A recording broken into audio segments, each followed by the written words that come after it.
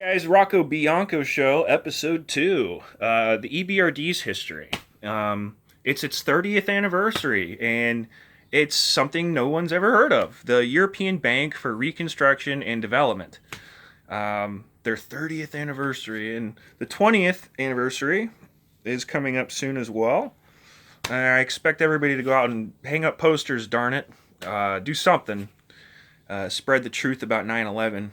But, this EBRD was founded right after the Cold War in 1991, and they wanted to create a post-Cold War era in Central and Eastern Europe, which they've pretty much accomplished. You can see how green Europe is, and that these banks are actually funding all these green agendas. That's my main point. And there's no audits that are able to happen. So they want. Here's what they say: we are now doing more than ever before across 3 continents to further progress towards market-oriented economies and the promotion of private and entrepreneurial initiatives. Initiatives, basically, for the private and entrepreneurial class means during the COVID era, lockdowns, having to wear masks, social distancing, and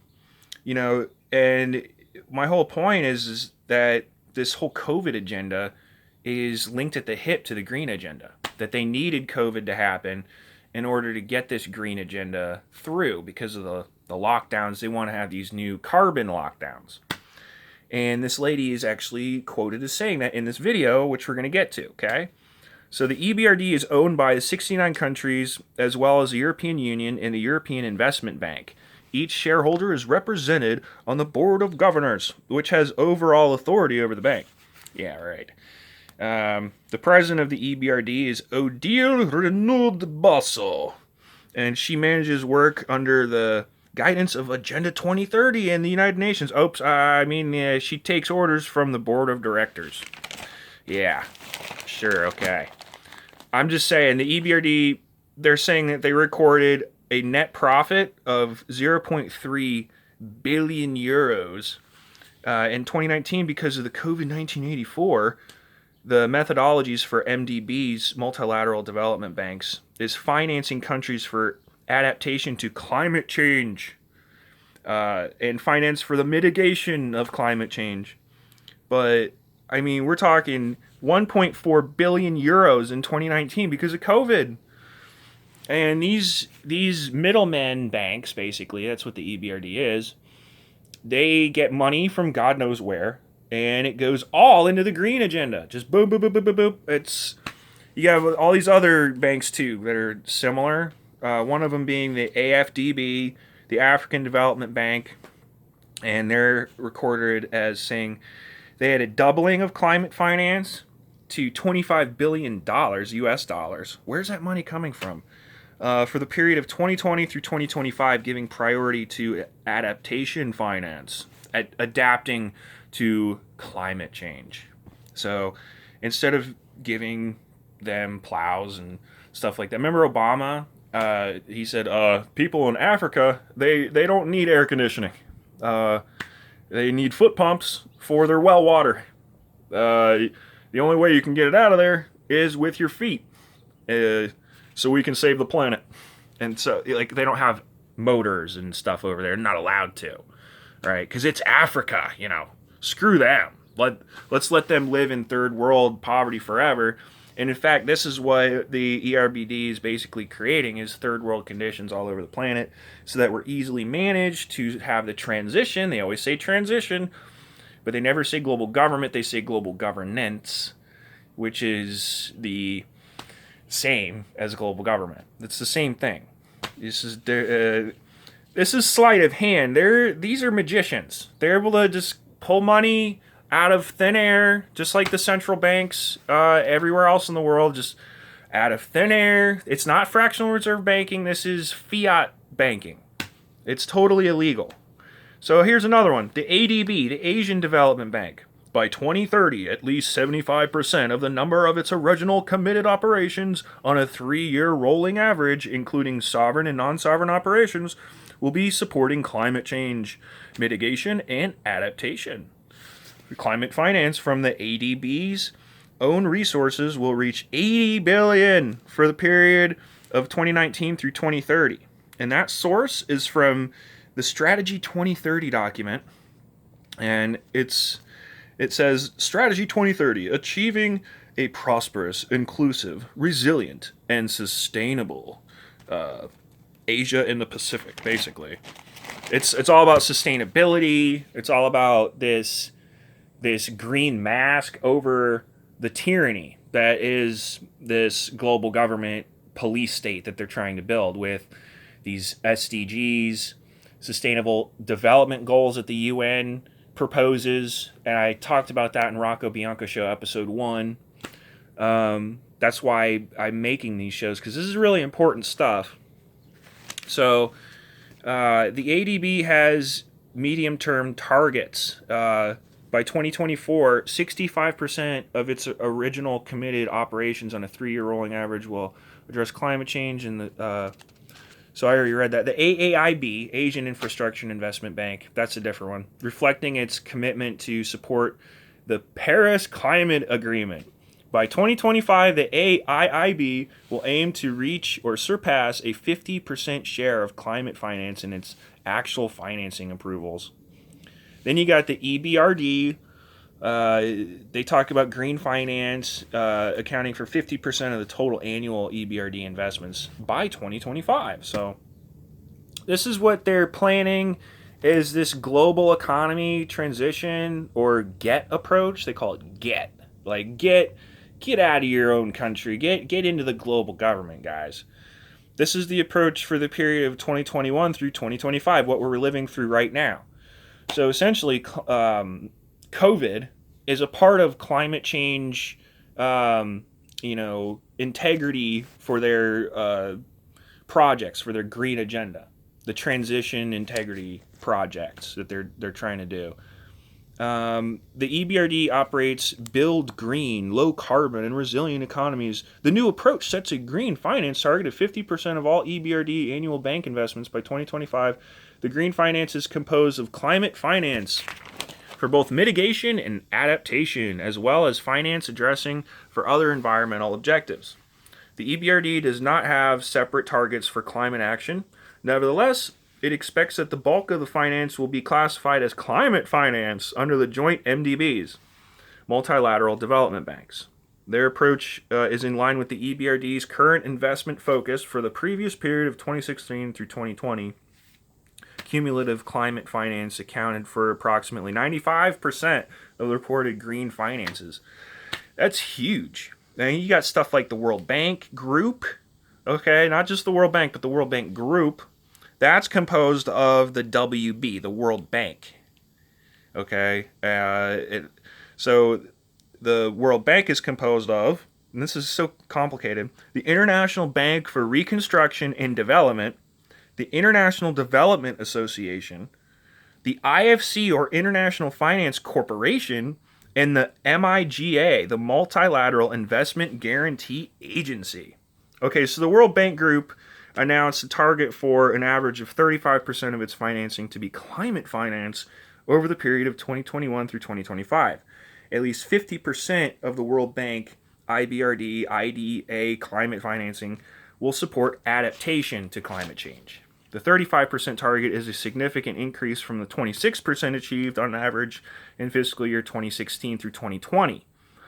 So that's why we're seeing all this green propaganda, AOC. That's where AOC comes from this investment.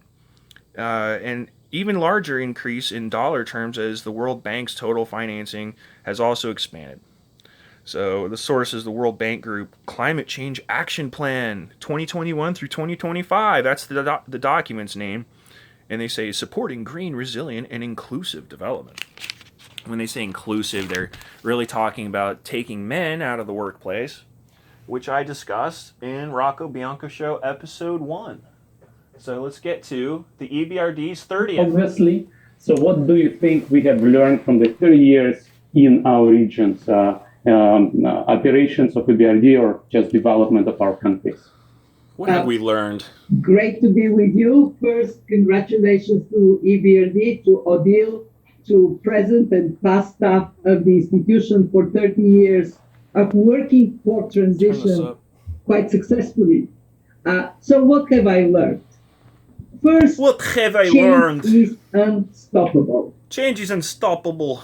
It is in human nature to aspire for better opportunities and better lives. Yeah, hoaxes are unstoppable, I guess, too, like 9/11 and COVID. Positive change.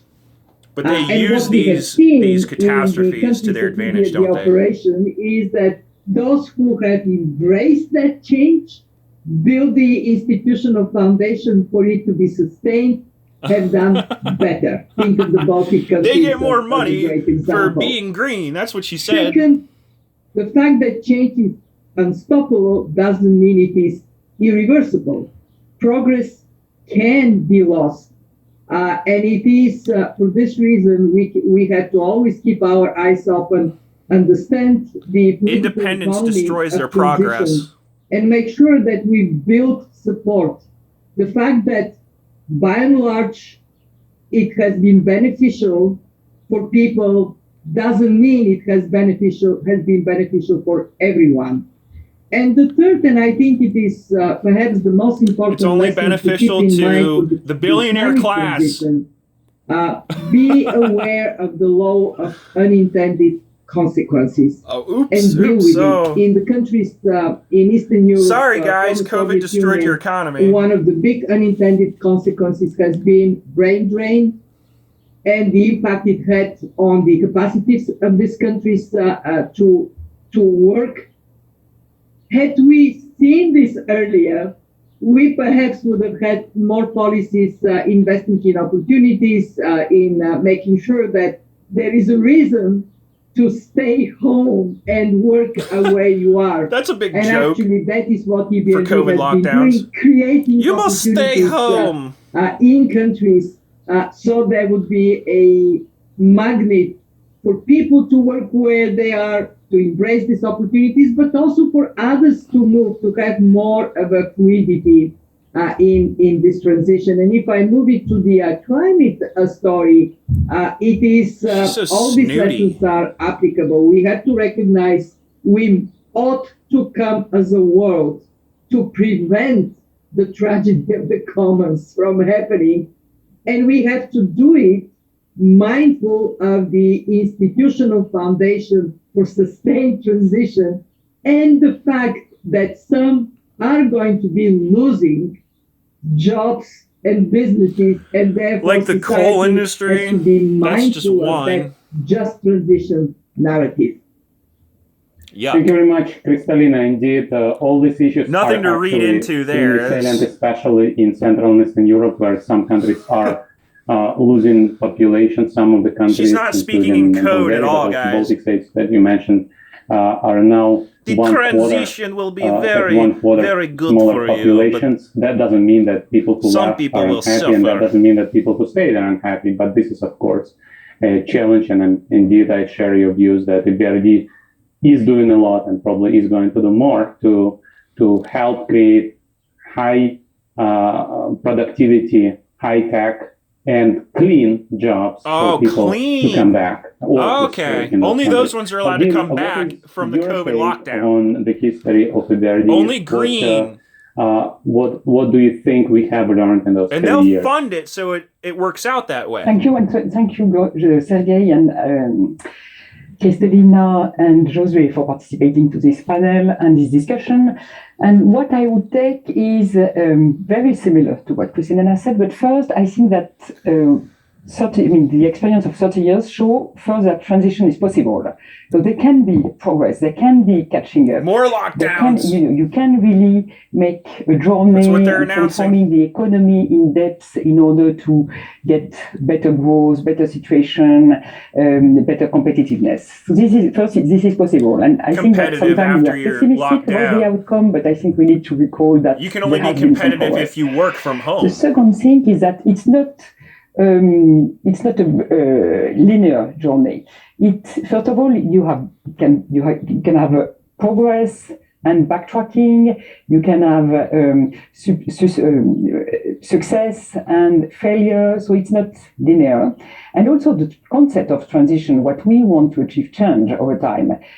Josue recalled us how much we have embraced the green transition inside the concept of transition. So things are moving forward, and it's not what we meant 30 years ago is not exactly what we mean today. And today the green transition is taking an acuity and importance that we would not have expected, even if since the origin we had something of sustainability and green agenda in our own mandate. Sustainable development. Third lesson is that private sector is that means carbon taxes. Society, SMEs, and private sector moving into transition, being developed, and so forth. But you also need strong institution, strong legal framework, and strong support from external partners. I think you need in the transition journey some anchor, and the IMF is playing a key role. Ebrd hopefully has also played an important role in providing anchor, reference, external policy advice, helping to keep the direction right. And the state governance, public institutions are essential also to support transition. You need to have efficiency in the public administration, fair governance, transparency, good tax system. You're not essential, but these agendas are essential. Transition and sustained transition. And the last point I wanted to make how many times is she you going to say also need to take into account, all the consequences. It's a bit of, like Kristalina mentioned, the unintended consequences. I think to keep the public support, to look at the impact on inequalities, and that's true also for the green transition. We need to take into account the impact on the sectors and population that risk being much more affected than others. So this is absolutely needed in order to sustain their also transition. And I think the demographic challenges we mentioned were not completely integrated and supporting the policies implemented. And we can see now that this has some effects that needs to be addressed in order to be able to sustain the transition. Thank you very much, Adil. What a cult. What Ebrd has been doing, Ebrd has been recognizing these challenges over the last 30 years. Josue mentioned one of the updates of the transition concept, and the current transition concept does reflect on those issues. The current transition concept that was adopted in 2016 does mention inclusion, issues related to resilience and kicking men out of the workplace for inclusion. That's what that is. Sustainability, but also governance. Trust me, that's what it is. One of the things we know now, as you rightly mentioned, is that if we want private sector to deliver for the common good, we need the right governance and state institutions governance to is government. Private sector's work. Now, they want global governance. I think in 2021, it's very clear what the break between past and present is. And it's not, unfortunately, the celebration of 30 years of Ebrd, but it's more like the pandemic, which came last year. So we are now in the middle of the pandemic. And part of the plan to sustainability. But it's already been with us for now more than a year. So I guess we now can take away certain lessons. We need to discuss what we've learned in this year and a half of the pandemic and what it actually teaches us about the world, tax the moose and squirrel. The main challenges, and about what we should do together. Kristalina, what's your take from the COVID pandemic? A crisis like no other. Look how happy she is. The most important lesson from it's the best crisis. Pandemic is how interdependent we are. And how much better off we are when we act on this interdependence. We don't need a Declaration of Independence on January 6th. Policy responses. So what happened in this crisis was we put the economy in standstill. Consciously, we said to consumers, don't consume. We said to producers, don't produce. And we diagnosed they did what we told them to. Crisis very quickly for what it was. Both demand and supply interruption. And we came up with the right policy response. They had to shut off supply and demand. Governments, central banks put a floor under the economy. And we saw the benefit of decades of interactions in G20, at the World Bank IMF annual meetings, at your meetings, that has produced an unbelievable, strong and effective response. We calculated at the fund that without this response, we would have been 3 times worse off. The shrinkage of the world economy. They're 3 times better off with COVID lockdowns for global government. As we know as economists, lingers in depression territory. The second We're not in a depression. Very important lesson we learned is that we have to think of economic policy in much more comprehensive terms. In this year, next year, vaccine policy is as important, if not more important, than monetary and fiscal policy. In other words, health policies, education policies, climate policies, we have to open up our horizon for how we define policies for our economies to prosper. And the third very important lesson autoimmune responses. We have to rely on constant assessment and reassessment of where we are headed, and calibrate actions accordingly. Right now, a crisis like no other is being followed up by a recovery like no other in some countries. In the United States, like we China, see that in Europe, where the combination of very massive fiscal and monetary guys, how do you guys like it fast when they're lying right by to your the way, face? Bravo to the scientists, we have to recognize them. This is lifting up growth. Yesterday, I was Globalist scientist on our projections for U.S. growth, 7% for 2021. They haven't had here growth like this since 1984. But we face a very dangerous divergence.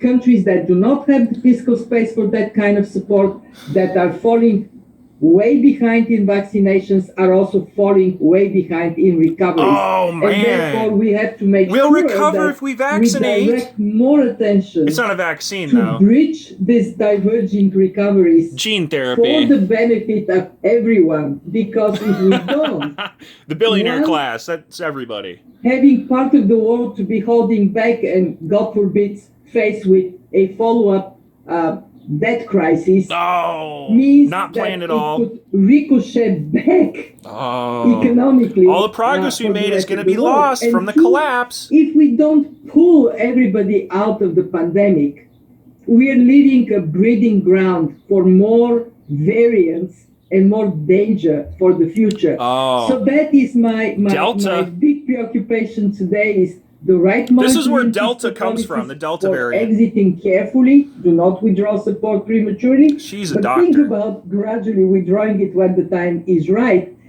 and concentrate on where I started, our interdependence. Care about the part of the world that is not yet on a recovery interdependence. Thank you, Kristalina. As you rightly said, even economists today are becoming more and more of epidemiologists and virologists. And so we all now understand things like variants.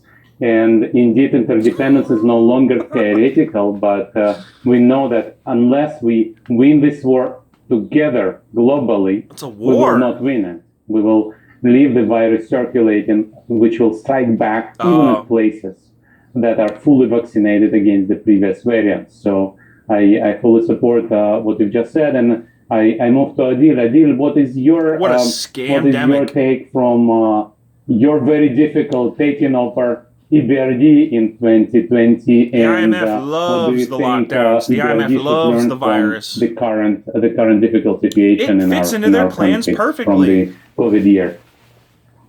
I think the first lesson I would draw is the adaptability. It's amazing to see how the world and each and everybody individually and collectively in our work, our organization and so forth, adjusted to work remotely, exchange dialogue on screens, and really adjusted to new ways of living. And so this adaptability has been amazing. The second lesson I would draw is I think that we've learned, the way the crisis was managed on the macroeconomic side, shows that we learned the lesson from the past. When you see the policy response in 2008, how difficult it has been, the too quick withdrawal of stimulus and so forth, I think this time really showed, and I think we should be all grateful to Kristalina, the IMF work, and the collective work of the G20 and so forth, that there has been a so big stimulus on the fiscal and the monetary side. It really reflects that lessons have been learned from how to manage crisis from the past. And I think without this huge support from the states and from the central bank, we would have been in a much worse situation in terms of economic impact, social impact, and so forth. So I think there, really, this is, in a way, a positive news. Our economy would have been doing great if this COVID never happened.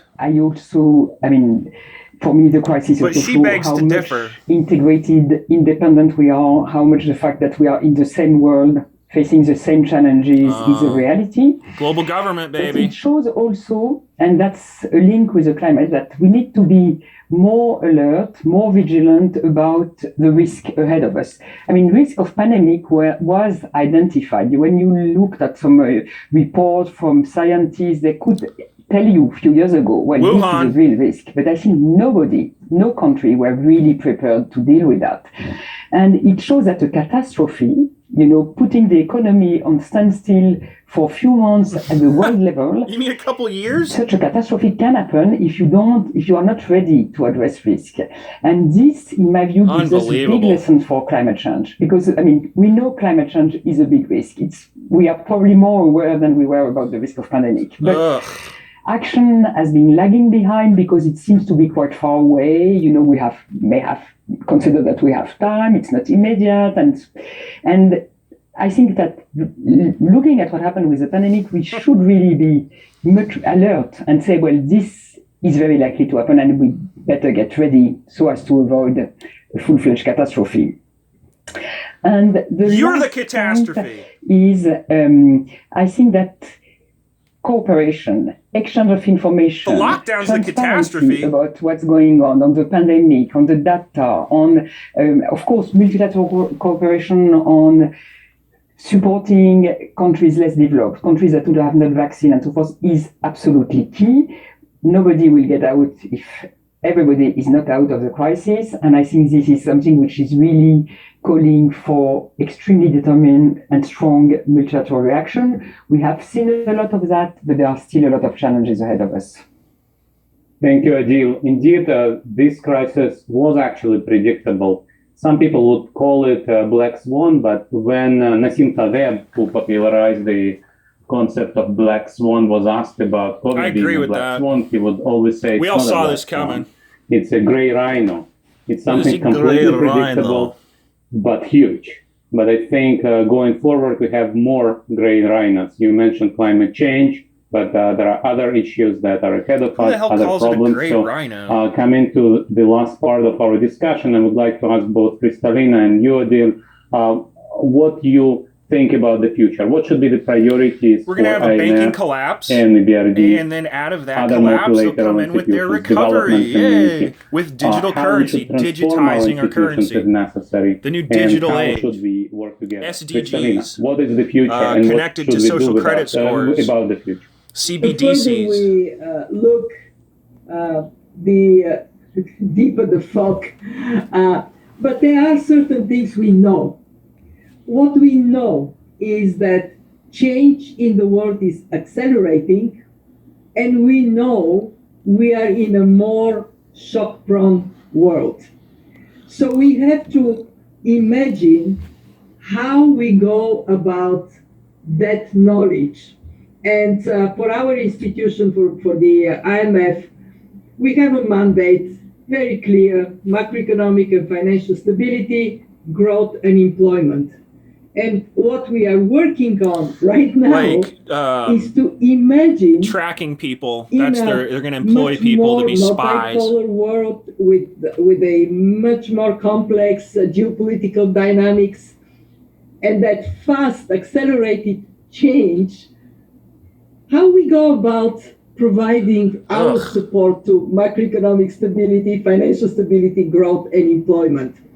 And what we have concluded, we actually just did a very extensive surveillance review, are three very important principles. Principle number one, agility.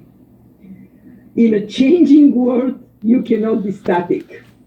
You fall behind. It's true, though. If you stand everybody's just still. Sitting on their butts, letting this happen. That means lean forward. And they're taking full advantage of it. Scan the horizon and be brave to embrace this. Let's be brave and have 1776, guys. In the immediate future for the IMF, there are three areas of change we are very engaged on. One is climate. Clearly, it is a threat to macroeconomic and financial stability, but also acting upon it is opportunity for growth and employment. How can we shape up our Article 4 consultations, our FSAPs, financial sector assessments, and our programs to play a systemically significant role in this world of How do we put ourselves in charge of collapse? The second thing we are wrestling with, digital. I remember just a year ago, I would say the future is digital, and last year the future has arrived. What does it mean for the monetary system? CBDCs, central bank digital currencies. Investments in education and in infrastructure. How do we make sure countries don't fall behind as this digital transformation? Infrastructure meaning smart cities. Our role. And the third one is what I mentioned before, a diverging world is a dangerous world. It is unstable world. So how can the fund play a more No, a COVID hoax world is an unsustainable world. That are falling behind, especially in this digital transformation, to catch up. And I want to recognize our membership for taking a very significant action. We just last Friday got an approval unsustainable of for American sovereignty allocation, largest in our history, 650 billion. Oh, you guys got so much money from this hoax, didn't you? A foundation for those that are in tough position to step up. So that looking in that first principle of agility, identifying the they just want to priorities help you, man. that are clearly going to impact the next 10, 15, They'll give you the money years, if you put in carbon taxes. Integrating them in our work is the second building block. And the third one is working with others.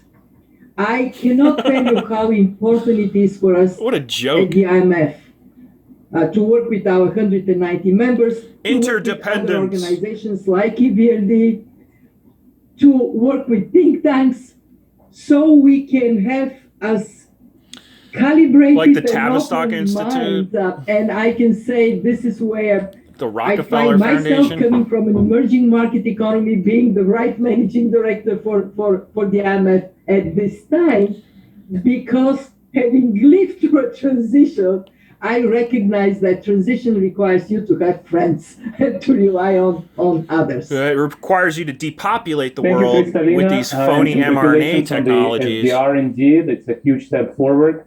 Odile, what is the future of Ebrd? We've just discussed the last 30 years. What is the next 30 years? What are the priorities, and what is Ebrd going to do about those priorities? No, I think our priority is to continue clearly to support our countries of operation to navigate into this uncertain time. So to start with the recovery, but to deal also with long-term challenges and to adjust and to find their place in the global world and ensure that, economic function well, people have the right opportunities and so forth. So I think that really our task will remain the same. The challenges are so vague. What do they mean by opportunities? The way we deliver and we support our countries of operation is likely to remain the same, which is being very close to them, work on the ground, closely to the people, the SMEs, the policymakers, bringing not only financing as a bank, because we are a bank, but also policy advice and building on the experience from a country to advise another country and so forth. So I think this is what we will continue to do. The challenges are quite new, not completely revolutionary, but we can say that new challenges emerge. Give them money if they're green. That's it. See three key challenges. The first one is the climate, and we already discussed that quite a lot. And on this, I think one of the key challenge we will have is to work together with other MDBs, with other IFIs to help countries reach the objective of net zero.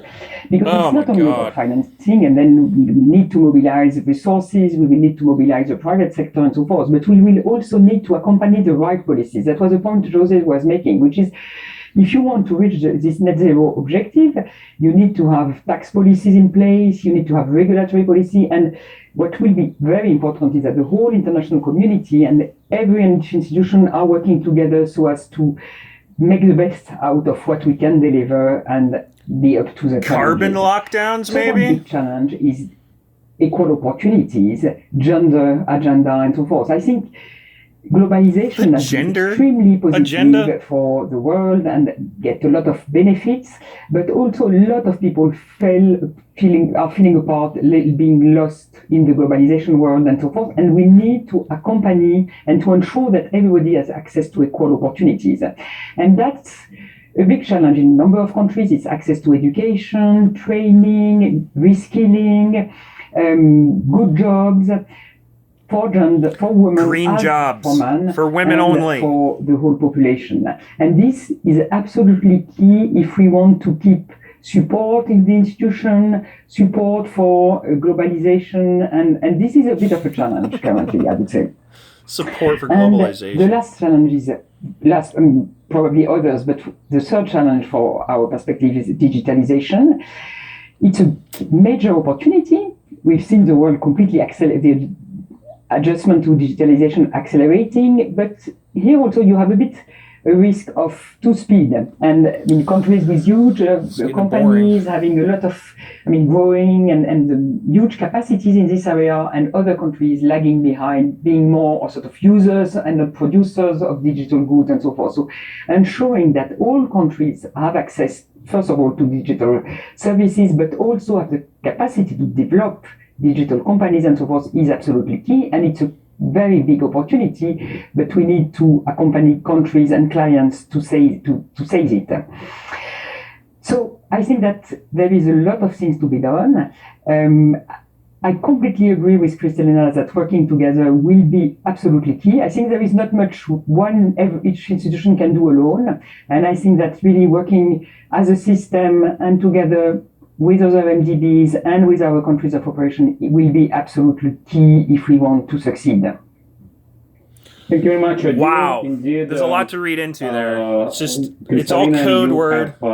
Put together a list which is for quite global similar, which is climate, digital, and sorry, it's a little boring, but this is so dank. These issues are, of course, related to each other. And finally, also the solution is to work together, because these are global problems and they can only be addressed by global community. Unfortunately, we are running out of time, and this exciting discussion is coming to a close. It's so exciting, guys. The last panel of the 30th anniversary annual meeting at the BIRD. This is the official end of the first 3 decades of the BIRD's history, which means also it's a grand opening of the next 3 decades. And with that, I would like to give floor to Adil Rinombaso, the president of the BIRD, for concluding words for this annual meeting. Adil.